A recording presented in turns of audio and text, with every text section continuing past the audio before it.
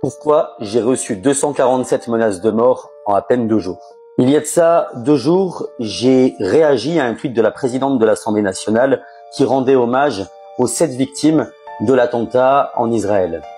Avant toute chose, et pour que les choses soient très claires, bien évidemment, je suis solidaire et compatissant des familles de ces 7 victimes. Le peuple israélien n'est absolument pas responsable des choix du gouvernement d'extrême droite de leur pays.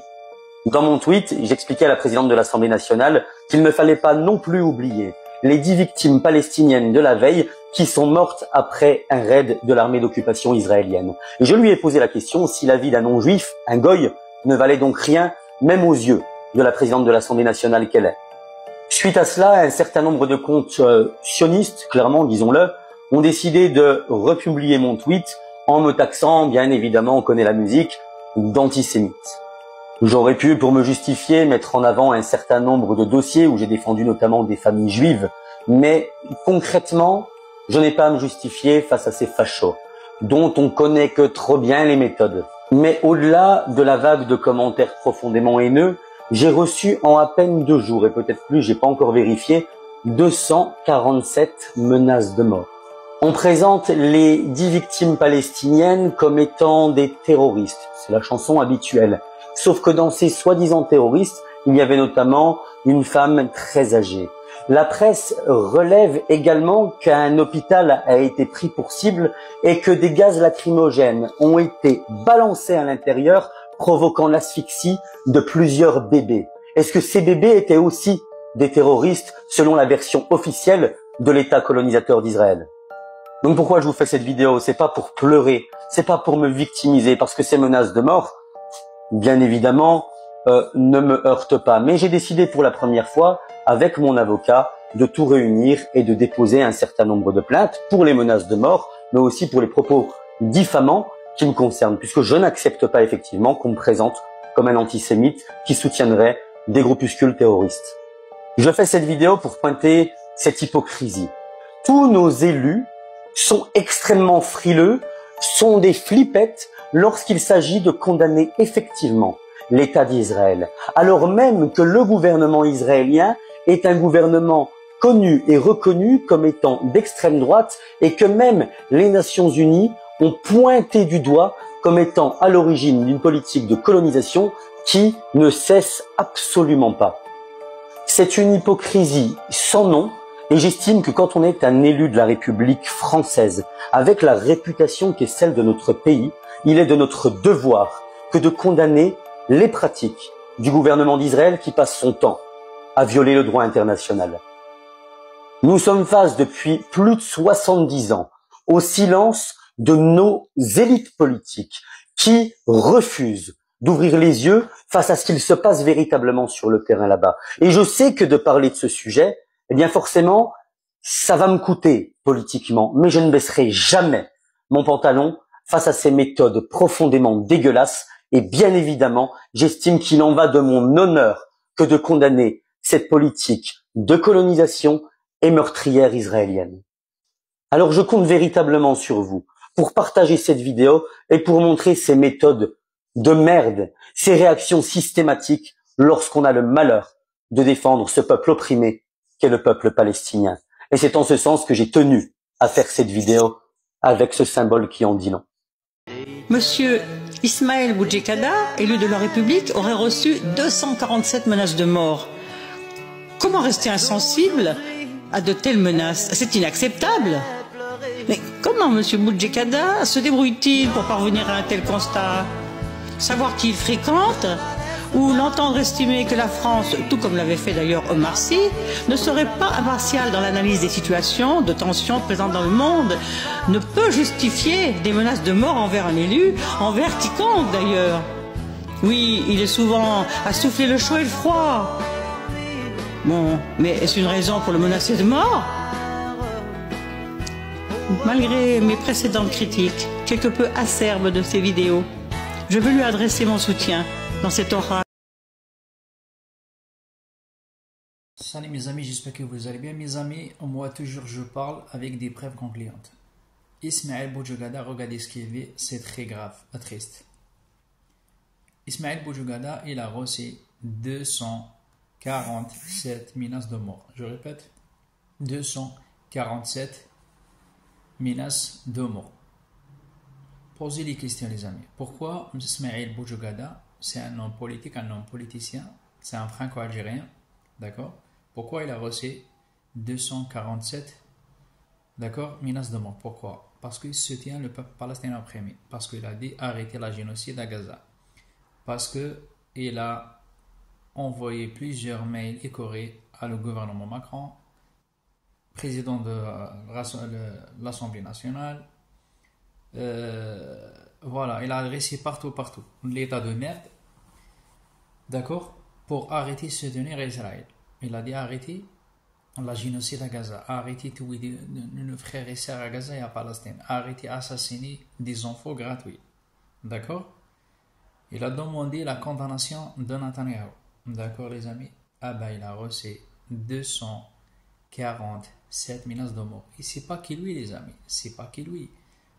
Je essaie de partager des autres personnes aussi. Il est en train de plaindre. Un gars aussi s'appelle mon frère, mon collègue sur les réseaux sociaux comme Ismaël. Il a reçu menaces de mort. Et en direct et en live. On a les vidéos les gars. Je essaie de partager les deux. Il s'appelle Kamel le grand frère. Kamel le grand frère aussi. Il a reçu menaces de mort. D'accord. Il a déménagé. D'accord. Il a déménagé. Kamel le grand frère. Il a déménagé.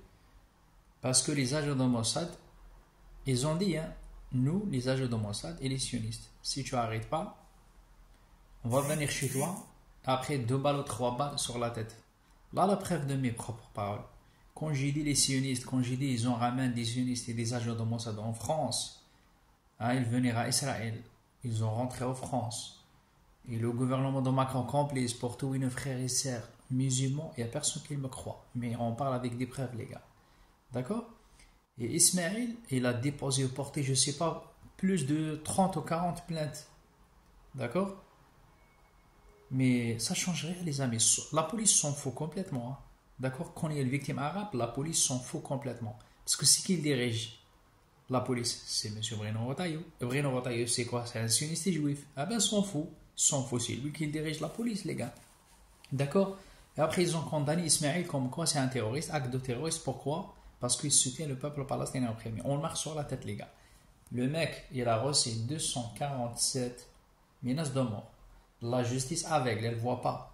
La police, la même chose. Les gendarmes, la même chose. L'État, la même chose. Il n'y a personne qui le bouge. Et par contre, quand Ismaël, ils ont menacé de mort. D'accord? Comme Madame Marianne Vlaovic, journaliste à Marseille. D'accord? Moi, j'ai dit plusieurs fois, Ismaël, Allah, il te protège. Fais attention. Pourquoi fais attention? Parce que déjà, ils ont assassiné tout, déjà, Madame Marianne Vlaovic, journaliste franco-palestinien à Marseille à son domicile. Les agents de Mossad et les sionistes. Le mec, il ne veut pas arrêter. Il continue toujours à soutenir le peuple palestinien opprimé. Ils ont continué à menacer le Mossad et les sionistes. Il a dit plusieurs fois, lui, d'accord? Mais après, ça ne change rien, les amis. Il pose plainte, il ne porte pas plainte. Ça ne change rien. On sait qu'il dirige la France et les sionistes.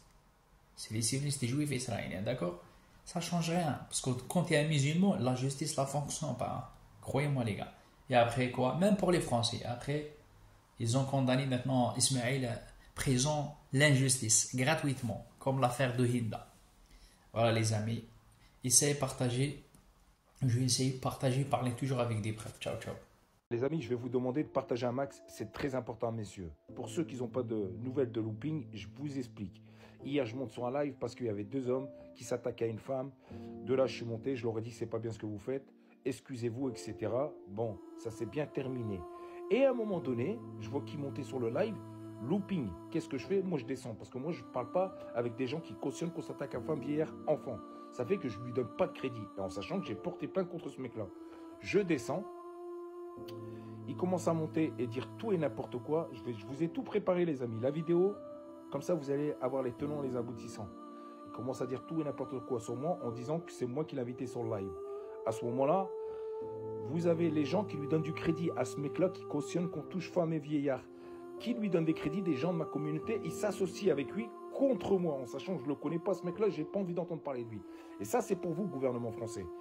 À ce moment-là, ce mec, il me suit à la trace, en sachant que moi, je lui donne pas l'heure. Je parle pas de lui, ni de sa communauté. Je parle de ce qui se passe concernant la guerre en Palestine. Et lui, il me traque. Tendez bien vos oreilles et regardez ce qu'il dit. Il dit ouvertement que le Mossad est derrière moi. Alors, gouvernement français, je fais appel à vous, ouais. Je fais appel à vous parce que vous ciblez toujours la même communauté. Et là, j'ai quelqu'un pour vous. Alors, soit vous prenez vos responsabilités, vous lui dites, hein, qu'il me lâche les baskets, parce que c'est lui qui est dans la provocation. C'est lui qui cherche le conflit, d'accord? Moi, je suis tranquille dans mon coin, je fais l'actualité. Tout est sur mon mur, tout est sur mon profil. Alors, gouvernement français, soit vous vous occupez de lui, soit ça va mal se terminer, d'accord? Tendez bien vos oreilles, écoutez bien ce qu'il dit. Ta gueule, sale cochon. Ta gueule, je vais t'expliquer, petit cochon. Petit cochon, le prochain missile, c'est toi. Je vais noter Kamel, le grand frère en grand. Il va tuer plein d'enfants palestiniens, Kamel. Kamel, tu vas tuer plein de Palestiniens.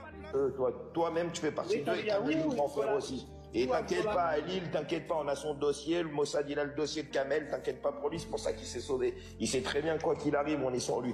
T'inquiète pas. Et toi, bientôt, là. Kamel, la petite sœur, Kamel, tu t'as fui, Kamel, la petite sœur, elle a fui. Kamel, je t'as pas honte, tu nous fais honte, Kamel. T'as fui face à Looping, Kamel. Wallah, ma t'acham, je te réinvite. Mais t'acham, ça de T'as pas honte, Kamel. Wallah, t'es parti dès qu'il est arrivé au moment où on rentre dans le vif du sujet. Wallah, c'est pas bien.